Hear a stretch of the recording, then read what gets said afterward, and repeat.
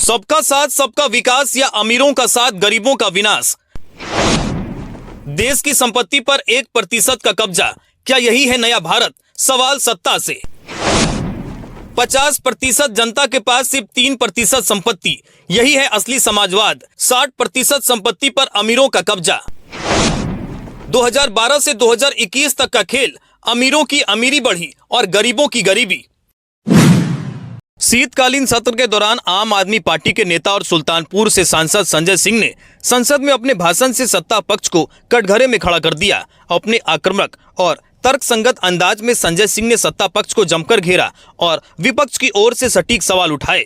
उन्होंने देश में बढ़ती आर्थिक असमानता और अमीर गरीब के बीच गहराती खाई को लेकर गंभीर चिंता व्यक्त की। संजय सिंह ने अपने भाषण में कहा, देश के 5% लोगों के पास देश की 60% संपत्ति है, जबकि देश के 50% लोगों के पास केवल 3% संपत्ति है। ये आंकड़े बेहद चौंकाने और शर्मनाक हैं। सत्ता पक्ष की आर्थिक नीतियां केवल कुछ मुट्ठी भर उद्योगपतियों और अमीर लोगों को फायदा पहुंचा रही है, जबकि गरीब और मध्यम वर्गीय जनता लगातार हाशिए पर धकेली जा रही है। उन्होंने आंकड़े का हवाला देते हुए कहा, 2012 से लेकर 2021 तक के रिकॉर्ड देखें तो देश की 40% संपत्ति केवल 1% लोगों के पास चली गई है। ये तथ्य ये साबित करता है कि मौजूदा सरकार की नीतियां पूरी तरह से गरीब विरोधी और पूंजीपतियों की तरफ झुकी हुई है। संजय सिंह ने संसद में अडानी ग्रुप का जिक्र करते हुए सत्ता पक्ष पर तीखा हमला किया। उन्होंने कहा, सत्ता पक्ष केवल अडानी और अंबानी के लिए काम कर रहा है। जनता के पैसे से बनाई गई संपत्ति को औने पौने दामों में इन बड़े उद्योगपतियों को बेचा जा रहा है। ये न केवल सरकारी संस्थानों के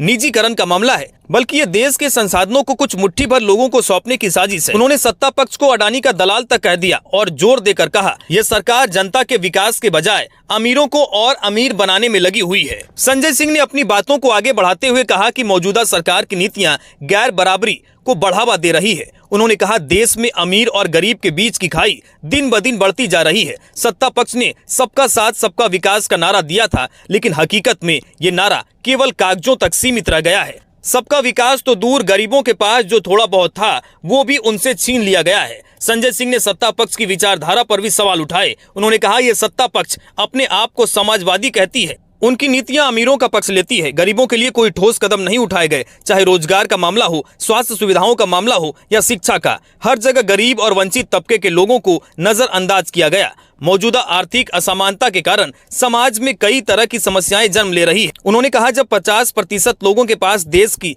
केवल 3% संपत्ति होगी तो इससे गरीबी, बेरोजगारी और अपराध बढ़ेंगे। लोग हताश और निराश होंगे। देश के युवाओं का भविष्य अंधकारमय हो जाएगा।